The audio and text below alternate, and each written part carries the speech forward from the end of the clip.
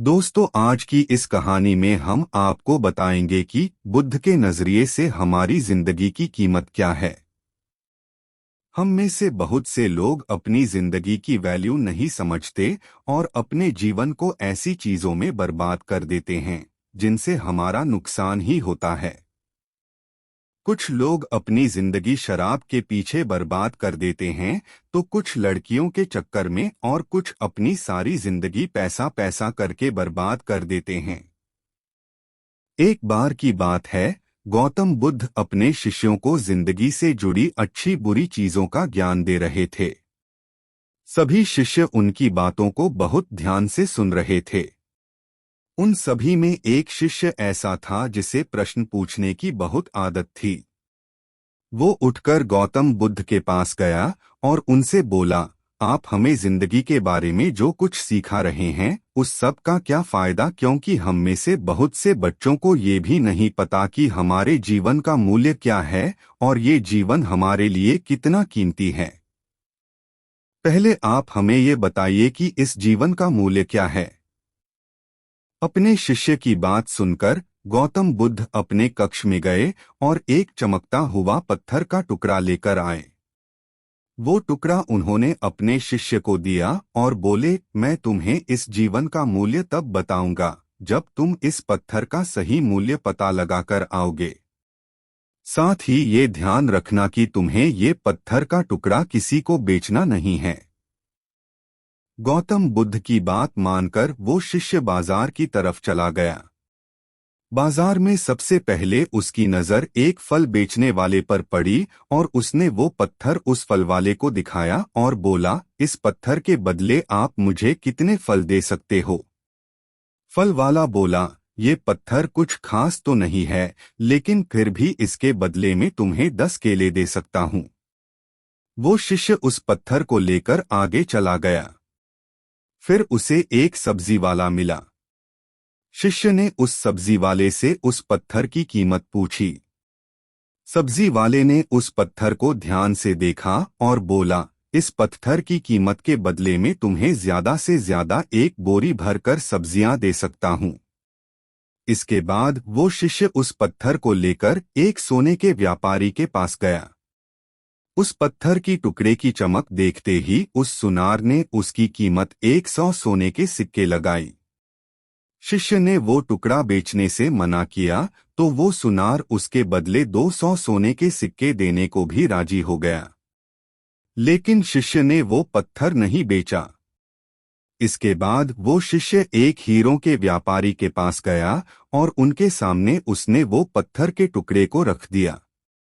उस पत्थर को देखते ही हीरों के व्यापारी ने एक साफ कपड़ा बिछाया, उस पत्थर को उसके ऊपर रखा, फिर उसकी परिक्रमा की और हाथ जोड़कर उस पत्थर को कपड़े में लपेटते हुए वो बोला, तुम जिसे मामूली पत्थर समझकर उसकी कीमत पूछ रहे हो, असल में ये एक बेशकीमती रूबी है। ऐसा रूबी हर किसी को नहीं मिलता। मैं अगर अपना सब कुछ बेच भी दूं तो भी इसकी कीमत नहीं चुका सकता। उस व्यापारी की बातें सुनकर वो शिष्य हैरान हो गया। वो दौड़ा दौड़ा सीधा बुद्ध के पास आया और उन्हें उसने जो कुछ भी बाजार में हुआ वो सब बताया। उसकी अचरज भरी बातें सुनकर गौतम बुद्ध बोले, तुम्हारे सवाल का जवाब इस रूबी की कीमत में ही छिपा है। हमारा जीवन भी एक रूबी है, रूबी की तरह ये भी बेशकीमती है, लेकिन हम इस बात को हमेशा नजरअंदाज करते हैं और अपने जीवन का मूल्य नहीं समझते। हम दूसरों को देखकर और उनके जैसा जीवन जीने की कोशिश में अपने जीवन की कीमत को कम कर देते हैं। हम ये सोचते हैं कि हमारी जिंदगी की कीमत वही है जो दूसरे हमें बताते हैं, लेकिन ये बात हमेशा ध्यान रखना कि सामने वाला अपनी हैसियत, बुद्धि और अपनी समझ के हिसाब से तुम्हारी कीमत लगाता है। बहुत पुरानी बात है, एक राजा था। वह अपनी प्रजा से बहुत प्यार करता था। उसके जीवन में सारी खुशियां थी, बस एक ही दुख था कि उसे नींद नहीं आती थी। वह सुबह उठकर दरबार जाता, लोगों की समस्याएं बड़े ही ध्यान से सुनता समझता और उनका समाधान बताता।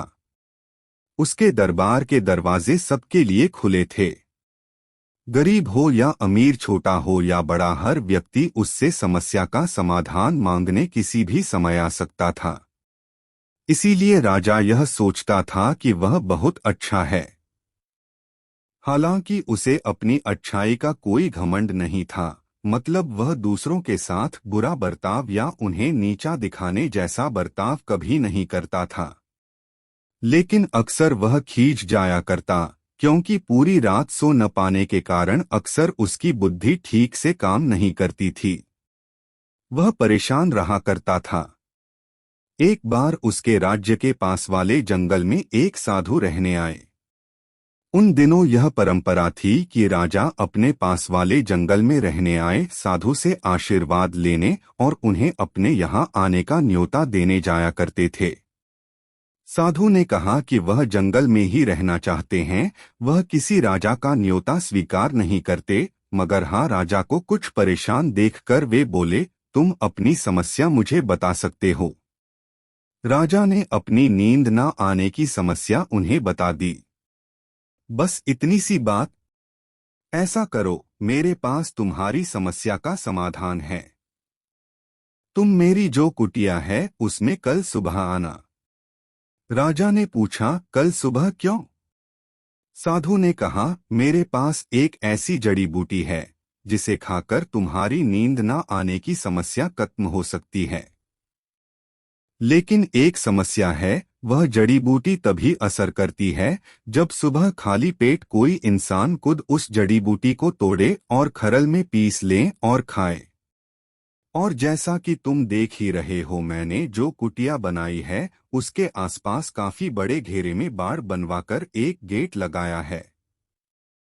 उसके अंदर रथ का प्रवेश वर्जित है।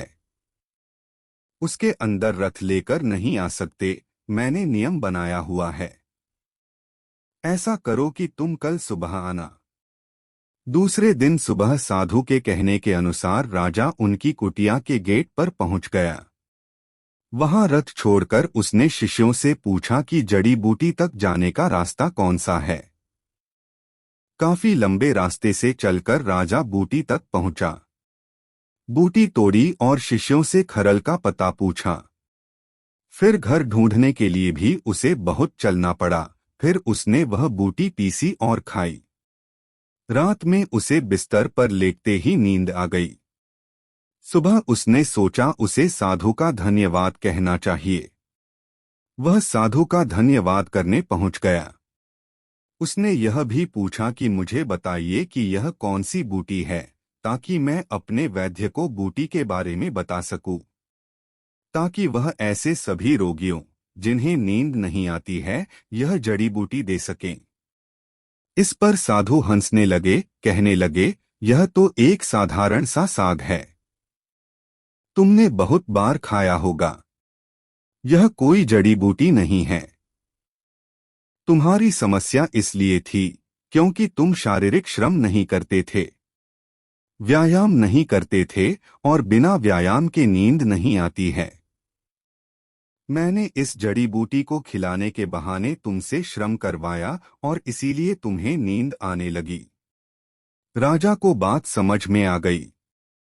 साधु उसे समझाना चाहते थे कि अच्छा होना दुनिया के लिए सही हो सकता है, लेकिन अपनी सेहत का ध्यान रखने के लिए ऐसा भी करना पड़ता है जो शायद हमें लगे कि हम सिर्फ हमारे लिए कर रहे हैं, पर वह भी जरूरी होता है।